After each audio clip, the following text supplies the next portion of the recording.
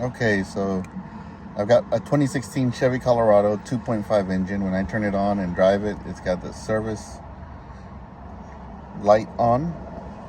And if you notice, it's got the ABS light, the traction light.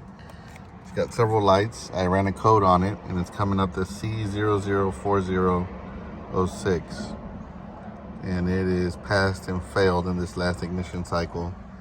The right front wheel speed sensor circuit, low voltage or open.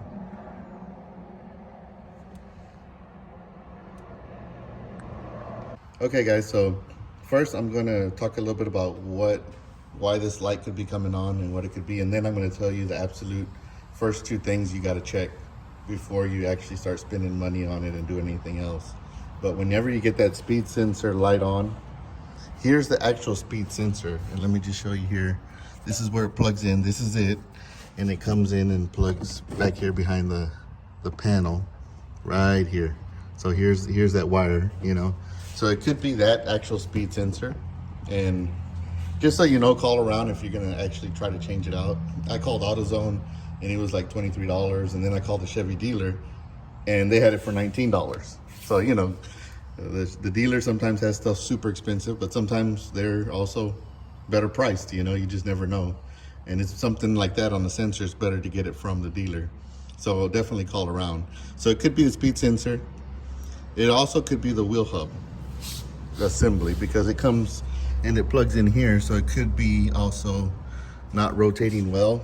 And if you decide to go that route and change, you definitely want to call the dealer and find out what kind of wheel hub yours has. On a lot of these Chevys, they have two different kinds. So if you get the wrong kind, it's not going to turn off your light. And so you want to make sure what kind are you looking for, and then, you know, you can find the right one that way if that's your problem. But the absolute first thing you want to do before you do anything else, there's two things you want to do. Definitely first, come and check and make sure it's in all the way. You know, sometimes when you get somebody to do a brake job on it, they're in a rush, and so they just hand tighten this screw. They don't use a tool or anything. They just, you know, they're in a hurry. They just hand tighten it, and then you drive it for 6 months, a year, 2 years, and eventually it starts coming loose a little bit, you know, and it's not making good contact, and then your light pops up. So definitely check that speed sensor, and then check it also over here to make sure it's plugged in right. Because that also could be an effect. They're just rushing, they didn't put in the safety pin, and they just kind of threw it together, you know, that could be something. The other thing you want to do is first check, let me show you here, this wiring. Now follow this all the way back to the computer and just double check that everything looks good, because let me show you on mine, that ended up being the problem. It's gonna get a little bit uncomfortable here, but just bear with me. I followed it all the way back, and right here it was cut. You know, it was cut. That happens for a number of reasons. I mean, if you got towed recently and they pulled it up on a flatbed, that could have happened.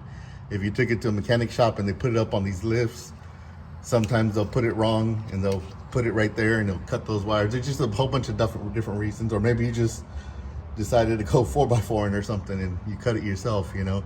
It could be a whole bunch of reasons why that would happen. It's, you know, but it does happen. So follow the wires. I followed it here. I didn't do such a good job putting it together, so don't pay attention to that. You know, you can do a better job there putting them together, but that was the issue. You know, definitely check the wires first. I did that and the light turned off. So do that before you go out spending money, and because that could be your problem. So hopefully this helps you out with the code on how to get started if it's popping up on your car.